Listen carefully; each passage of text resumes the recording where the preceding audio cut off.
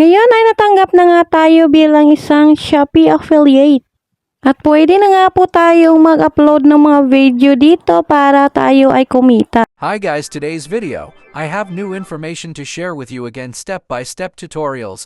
If you are new to my channel, don't forget to subscribe and hit the notification bell because I will teach you a lot about our topic today. By subscribing, I will work harder to always upload videos that will surely help you.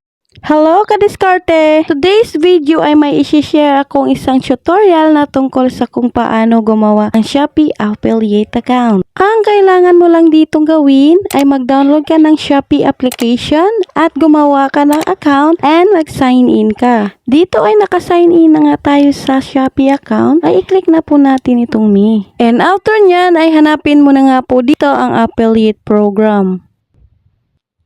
I-click mo lang po itong enter.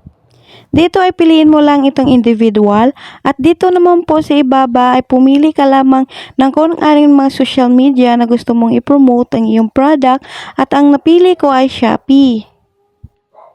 And proceed na nga po tayo dito sa ibaba. Ilagay lang po natin ang ating contact number. Next naman po ay ilagay lang po natin ang ating Gmail account. And after nyan ay meron ka na nga marireceive na verification code sa iyong Gmail galing kay Shopee.